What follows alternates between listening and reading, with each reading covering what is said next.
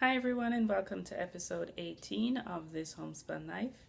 I'm Lorianne and you're meeting me in very overcast South Florida. It's been raining for the past 2 weeks on and off. Some heavy thunderstorms too, so I'm pretty sure it's going to be raining again today. But we'll see, it's summer. That's what happens in South Florida. Today is Sunday, July 13th, 2014. Hope y'all are having a great day and a great week as you watch this. So what's going on in episode 18? I'm going to be talking about finished object, what's in progress, and some spinning. Obviously, Tour de France is going on now. The first week just got completed. And so Tour de Fleece is going on as well. I'll tell you about my progress on that. And then in the third half of the show, I'll talk about a couple of magazines I got and just things in general. So let's get started with finished objects. For finished objects, I have one item this the past 2 weeks. That would be my Zombie Vixen mitts by Suzanne Claudino. I did this as part of the Wolf Farms podcast Designer Along. And I created these out of Loops and Threads luxury sock yarn in the Ocean colorway. I really like the way it turned out. The way it turned out. I really like the colors, so that's a big part of it. I used US size 2, which is the 2.75 millimeter for the body, and I used a US 1.5, which is a 2.5 millimeter set of DPNs for the ribbing. So I like that combination. The entire thing should have been done out of the 1.5, done with the 1.5, but I didn't feel like doing an entire set of mitts with those needles. They were a bit too fiddly. Excuse me. So got those done in June. I actually don't even remember the date, but I like them. They're very cute. Got the thumbs done. I mean, the colors line up really well. The thumbs don't, but that's fine. I don't care. And I like them. So go ahead and check out that pattern by Suzanne Claudino. And let me know what you think. I have a couple of works in progress. And here's the other thing, too. I don't know how to block mitts. All the ends are woven in and everything, but I don't know how to block it. So as you can see, I haven't. So if you can let me know how to do that, I would appreciate it. Works in progress. Still working on my Hitchhiker by Martina Bem. I haven't done too much on it this week, so not much progress to show. I think I'm at, how many teeth? 37 or something like that. Don't remember, I'm sorry. But I'm doing this out of, again, Loops and Threads, keep saying impeccable. Loops and Threads luxury sock in the Spring Fling colorway. And yes, it is that bright. I'm alternating skeins to try and maintain the stripes for as long as possible. So it's a very easy knit. I like it. I like the way the fabric feels. Has a nice squishiness factor to it. The stripes look amazing. And hopefully I'll have this done by the next episode. This is being done with, you're probably not going to see that, a US 3.25 millimeter circular needle. Yeah, 3.25 millimeter circular needle. Bamboo. And like I said, hopefully I'll get this done by next episode. I started another project. Let me find the right page. I started the Magrathea, which is also by Martina Bem. I've made this before. Actually, if you've seen any of my previous episodes, in one of the earlier ones I told you that I had done a lace version of this as my first lace project ever. It's a gorgeous shawl. I made mine in Highland Handmaids. I don't remember what version of her lace, but in the cardinal colorway, and it turned out gorgeous, absolutely gorgeous.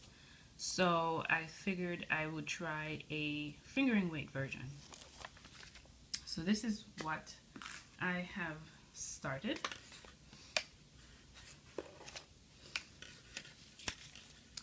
And this is the back. I'm showing you the back. I'm sorry about that. So this is what I started. This yarn is the Loops and Threads Wool-like in the Teal Lake colorway.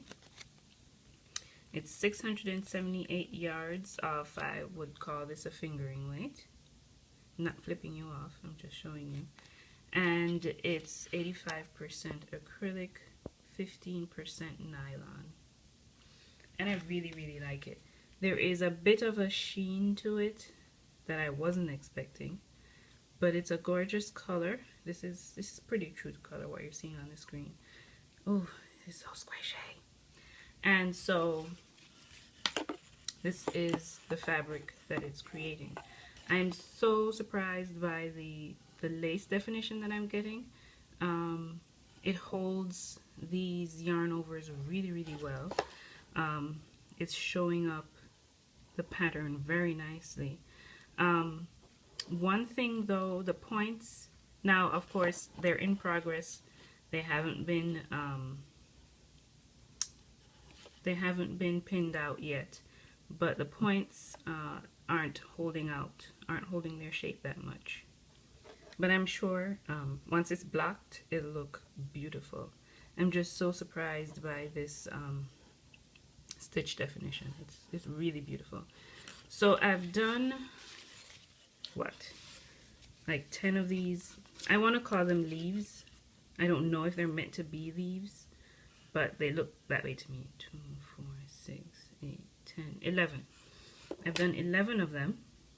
The original pattern calls for 25, but I'm gonna have so much left of this. I'm just gonna keep going until I think they say go until you have about 25% of your yarn left over, and then you start the other edging. So I'm gonna be working on this for a while. I have no deadlines for it. You know, it's just, this is my purse knitting, and I'm happy with it. I really like it. Really like it a lot. So yay Martina Bem. I really do enjoy her patterns. I am still working on the Soleil summer tank. I've given it no love the past 2 weeks, so nothing to show. So let's go on to spinning. Spinning for me this past 2 weeks has been an exercise in patience. So let's go through this one by one. Like I said before, Tour de Fleece has begun, and so I've been spinning for that. This is my first bobbin done. This is a 4-ounce bat of, it's made by Hanks in the Hood. The colorway name is Trillium Lake. It's a mixture of deep greens, chocolate colors, and a lighter, very, very light green as well. I don't know what you would call that green. It also includes copper sparkle, and a lot of bamboo.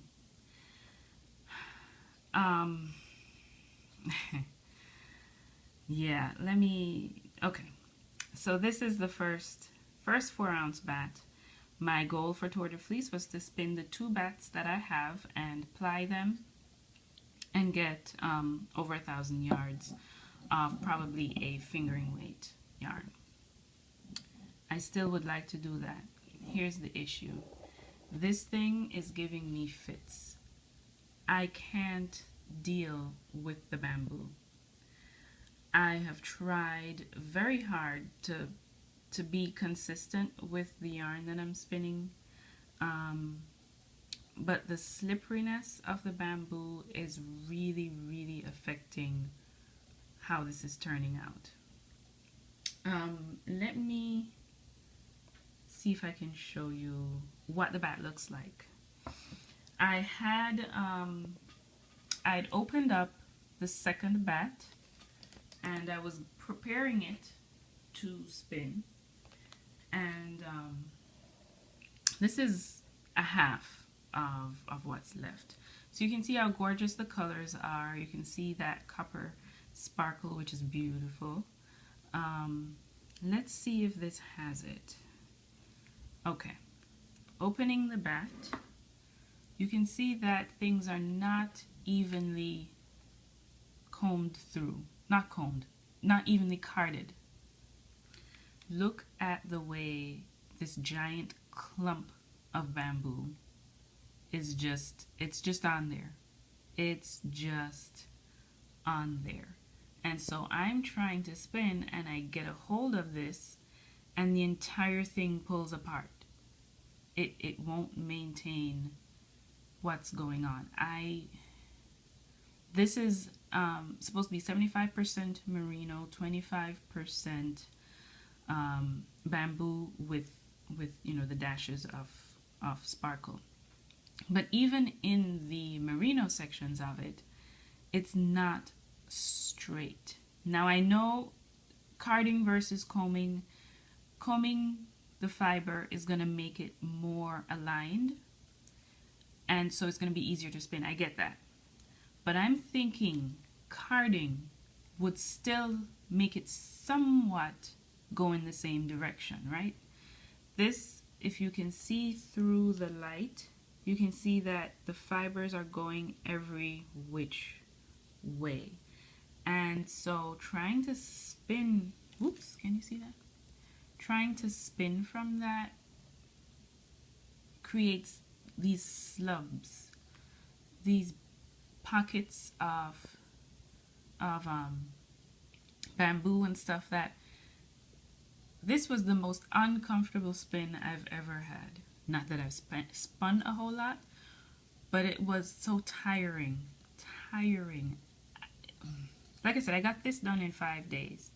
I took the 6th day off because my brain couldn't deal with it anymore. I could not figure out how to make it do what I wanted to do. So part of what helped me to get through that bobbin is that I decided to start pulling out the giant slubs of bamboo. Look at all of this. These big bits just kind of laid in there, and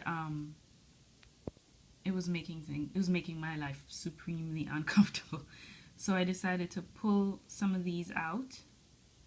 Now, like I said, it's a gorgeous color. It feels like, you know, fluff. It is so pretty, but I can't spin it. I can't. So that helped me finish that first bobbin. This turned out to be about an ounce or so. So really that bobbin is about 3 ounces of fiber. Like I said, I opened up this bat. I got it ready. I was getting started with spinning. And so this is what I got done on the 7th day of the tour, which was Friday night. And so it was going on fine, but on Saturday my the fiber that I was working on broke, and so I was searching for the end on here to reattach and start spinning again, and I could not find it. I still can't find it. I have used tape to try and lift it. I've used a brush going against the grain to try and find it. I've studied this bobbin for a good little while. I cannot find the end. And I was getting frustrated yesterday. I really wanted to spin. So in the midst of it and just trying to get some kind of guidance, I decided to pivot. And I'm putting that out there to everyone in all areas of life. Sometimes we need to pivot. We need to change our perspective. We need to change our focus. We need to look in a different direction. Because I was getting so frustrated. I was not looking forward to spinning this. And the word came to me to just pivot. Look at something else. Do something else. And so that's what I decided to do. Let me move this out of the way and try to do it gently. So this is what I decided to do. This is a loop bullseye bump. My one and only loop bump. Everybody knows who loop is, right? This is called Solar Power. 5.1 ounces of merino, nylon, and Angelina. And let me show you what it looks like. Okay, first of all, you can see the Angelina. Look at the sparkle. Look at the sparkle. And this is the face of it. You can see it's variations of red, maybe some bright pink, gorgeous oranges, yellow, and there was a white in the middle. So let's see what I've done yesterday.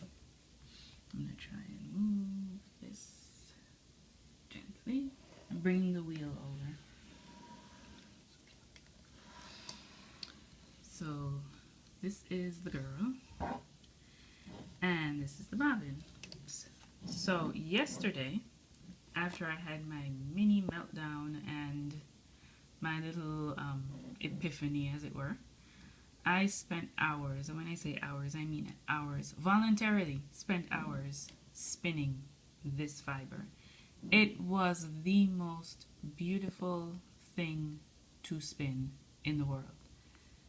You know I love my Highland Handmaids Falkland that I did, and I told you that was like the most amazing thing I'd ever spun. Yeah, this is kind of topping it. I Love You, Heather has nothing to do with that. This was so amazing. I've done about an ounce already. I've done all of the white, and you can see I'm moving into the yellow, and I'm getting a super thin lace weight single. So I have a question for you guys because I need help. I don't want to lose the yardage I'm getting by plying this single. Is it possible to full lace weight singles? And you know, fulling means basically felting the yarn. Instead of felting a piece of fabric, you're felting the yarn, and so you know it gives it more structure and more ability to withstand being knit as a single. But I don't know if anyone's ever fulled a lace weight single. So if you guys could let me know, is that a possibility? Because if not, then I'll have to chain ply it to maintain the color repeats, which is fine, but I'd prefer not to do that. So let me know if that's possible. But like I said, you guys, this has been a joy. I'm not even showing this to you correctly. This has been a joy to spin. Now, take that with a grain of salt, because I did come off of a pretty bad experience with the bats, so that may have been messing with my perspective a little bit. But seriously, it's amazing how good this is. So I'm gonna be doing some more spinning on it. Oops, don't fall. I'm gonna be doing some more spinning on it today. after while the video compresses and I get it up online. But yeah, it's awesome. It's really awesome. So my word to you this week is pivot. Really, in all areas of life, sometimes we keep hitting our heads against the wall and against the window of life. And if we were just to pivot slightly to the left or the right, we will see the opening that we need. So think about that. Whoever it's meant to go to, I hope you receive it. And there's that. I'm going to stop there. and then I'll go on to a couple of magazines I got this week. So I went to Barnes & Noble one day last week just to look around. And I came upon this spin-off magazine. And the cover just got me. Look at this yarn. It's like hand spun lace weight yarn. It's gorgeous. But this is for summer 2014, and it's about spinning, throughout the world, as they call it, passport to a world of fiber. And it's a very interesting read. I'm not going to go through everything, obviously, because we don't have that kind of time. But let me see some of the cool things that are in here. There are things in here that I haven't read yet, but they look very interesting. For example, spinner awarded the Queen's Medal. Have you all heard of Margaret Stove? I believe yes, New Zealand. Her knitting's inspired by New Zealand. So I thought that was interesting. She was given the Queen's Service Medal for services to hand-knitted lace design. How awesome is that? So you can read about that. Also, Spinzilla is coming up. Have you all heard of, you must have heard of Spinzilla. And so it's coming up in October 6th through the 12th, and it's put on by the National Needle Arts Association Spinning and Weaving Guild. And so I've never taken part in it. I wanted to last year, but I heard about it really late, so all the teams were taken. So I wasn't able to do that, but keep that on your calendar, October 6th through 12th. I didn't tell you the Tour de Fleece groups I'm on. I'm part of Team Sasquatch, and I believe Team Rookies for the main groups. I'm also on Instagram with Team Handspunstagram. If y'all are Instagram, you know what that is. So there's that. What else is going on? Different wheels. And we're here. Exiting Eden, a performance of clothing the body. I have not read this whole article yet, but the vibe I'm getting is it's a talk about production of clothing, through the years, using a drop spindle to create the wool, and then going through the process of making the items. So I think this is going to be a very interesting read, and also the resources are good to look through. So I have not read this, but it looks interesting, so you might want to check that out. This is a cool image they have here of a fleece? Sheepskin, which is basically a fleece, isn't it? Alright, more wheels. They talk about from flax to linen, that whole process, which sounds very interesting, but I don't know how I feel about spinning flax. I've been traumatized by spinning bamboo, so I'm like, I don't know if I want to spin flax now. plant-based fibers, I feel. And that's bad. I really shouldn't let this one experience mess me up. So, yeah, they take you through the process and how the fibers are created and how they are spun. So, very interesting there. Very cool. More advertisements. This, salamander wool. This is about asbestos.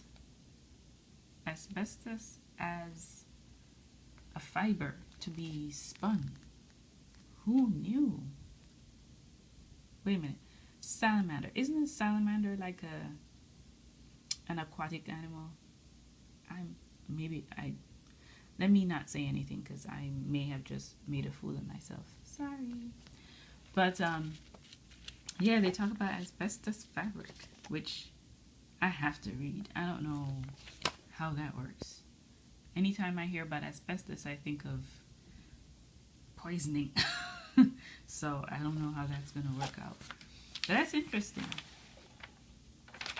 isn't it? And industrious asbestos, modern use and misuse. And there you go. Interesting. Who knew? Maybe you already knew and didn't tell me, which is me. Spinning prehistory in the American South. Talking about where these textiles were developed. Things that they found, impressions they found in clay. You know, prehistoric fibers and fabric that they found. And what it tells them about, you know, the history of the South. So that's something to think about. Different types of textiles. So what else is there?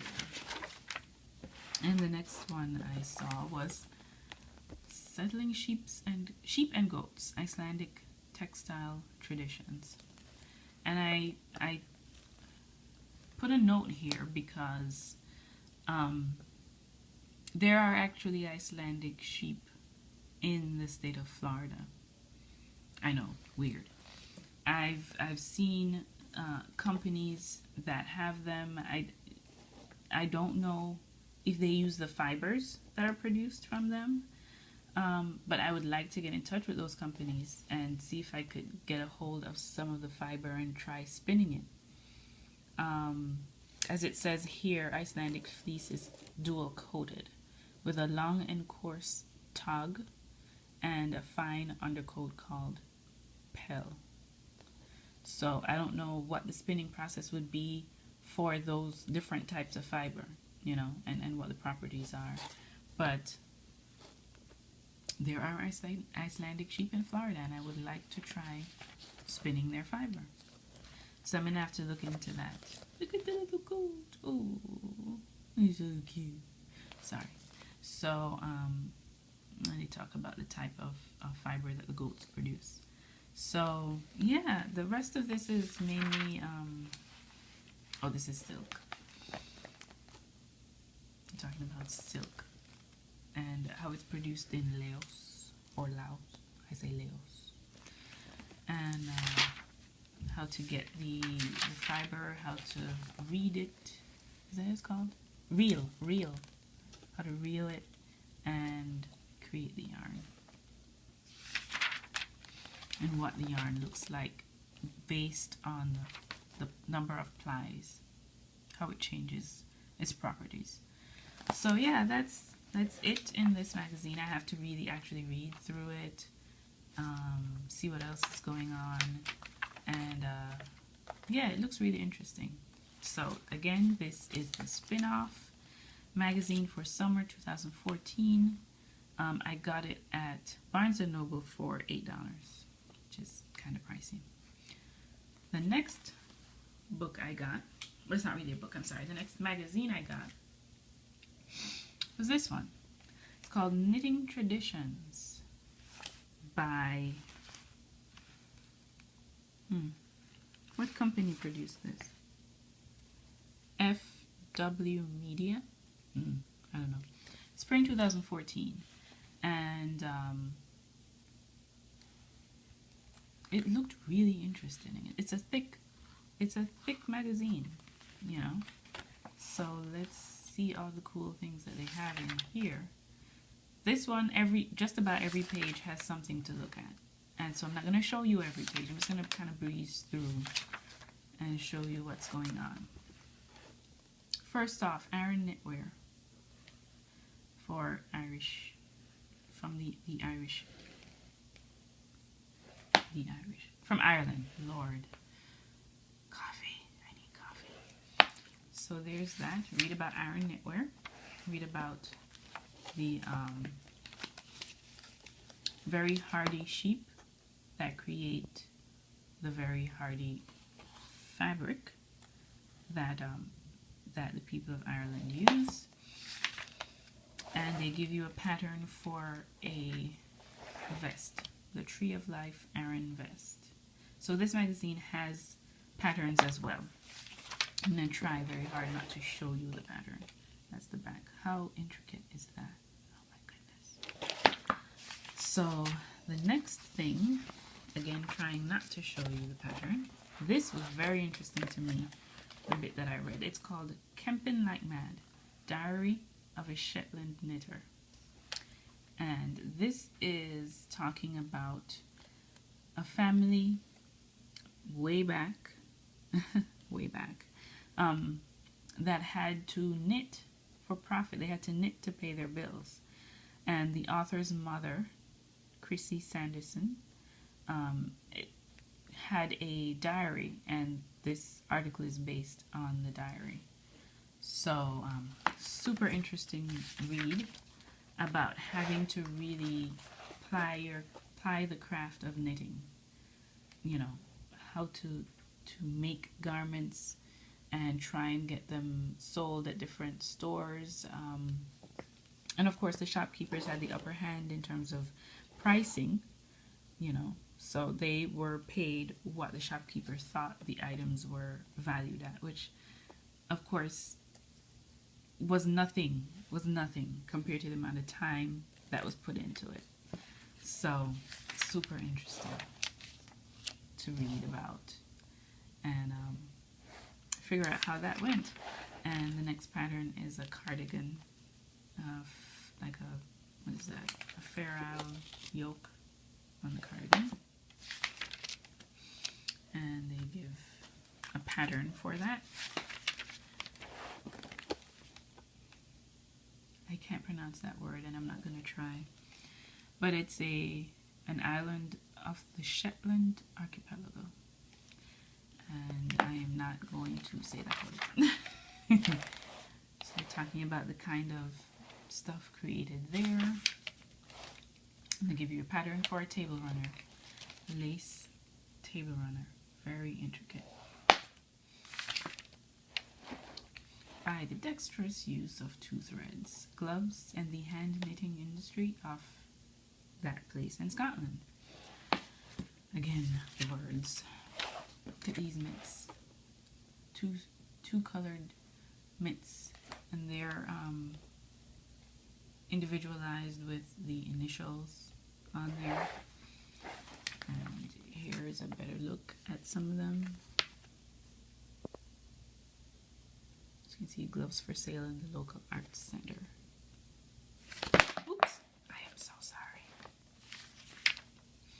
And they give you a pattern for the Prince of Wales, that thing, gloves. Again, it's color work. Oops, pattern. Winter, a glove, another pattern here. It's very cute. It has the snowflakes and the pine trees and the date and the person's name. How pretty is that? I like that one. Great for a gift. So, moving through that.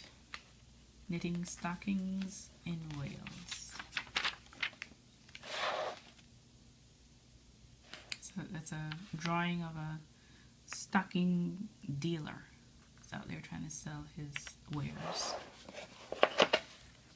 Welsh socks with a quirk. Again, I really need to go faster through this. I'm sorry. This was so interesting. Teaching the poor to knit. Knitting teachers in England from the 16th through the 19th century.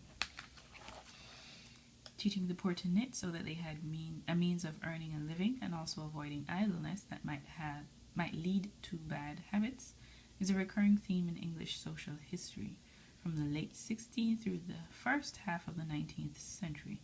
But who were the people who taught the poor to knit, and what can we learn about them and their work? So interesting. I'm not saying anything more. Write the book and read it. But that's a cool concept, right? Teaching the poor to knit so that they have a way of making some money. Right? Flipping again, we go to, oops, let's go forward. This is musk ox getting Kiviot lace in Alaska. And there you have a picture of a herd of musk ox.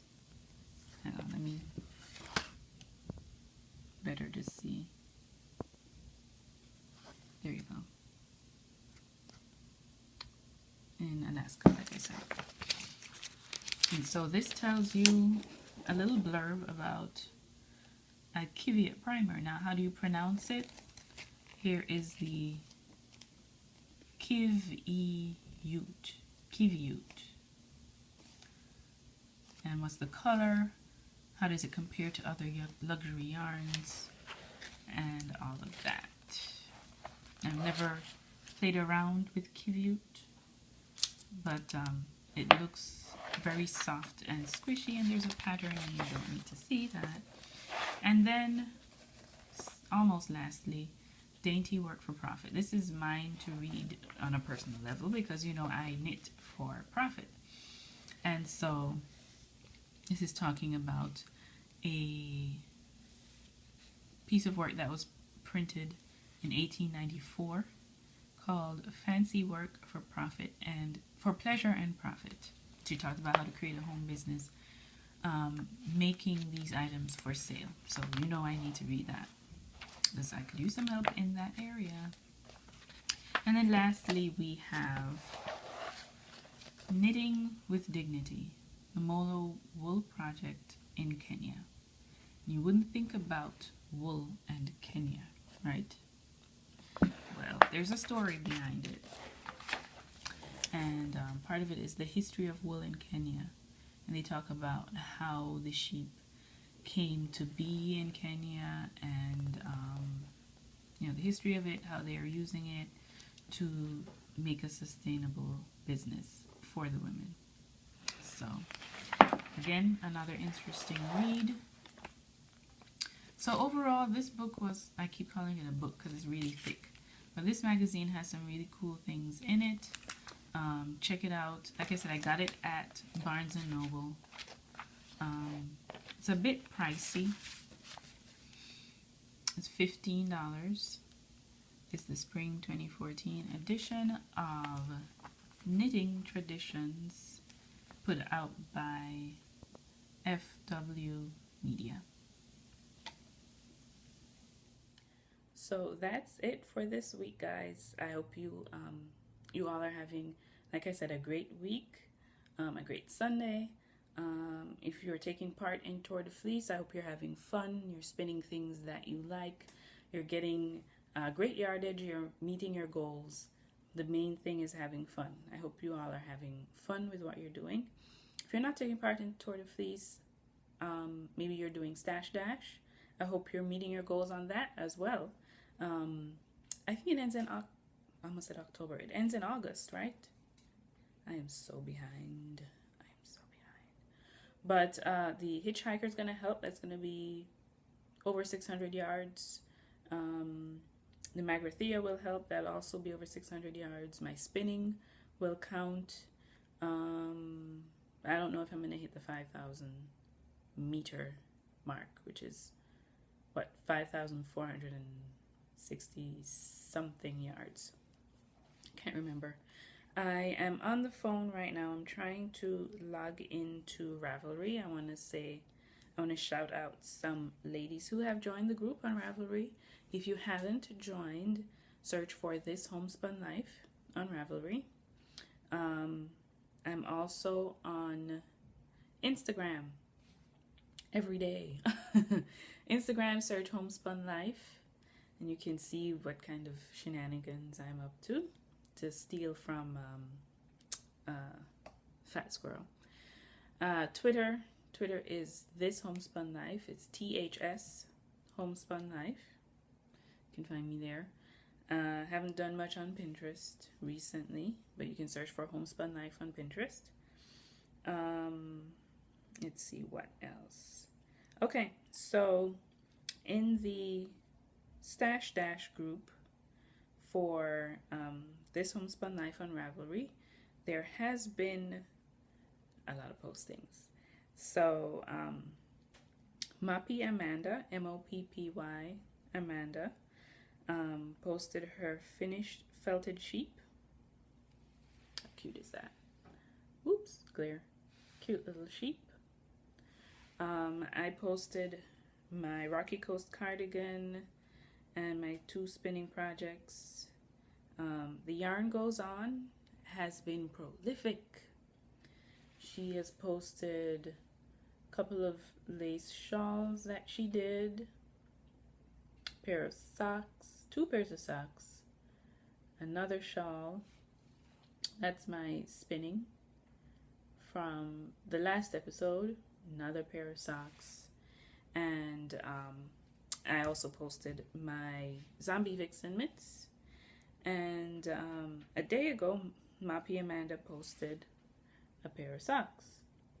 So good going, you guys. Keep it up. Y'all are doing great work. Great work. What else is going on? We're up to 39 members now. So this is the page. You can go ahead and check it out on Ravelry. And yeah, that's about it. What else is going on? Oh, the ladies in Team Sass. Well, let's not say ladies. The people in Team Sasquatch, because I think there may be men in it too. You guys are doing awesome work. So consistent, creating great yarn. So keep it up. I have to get back on track and start posting again. I posted for the first 5 days, and then once I took that break on the 6th, I've just been like, ugh. So I need to get back in it, post again, and yeah, that's pretty much it. Hope you have a great rest of your week, a great 2 weeks until I see you again for episode 19. Take care.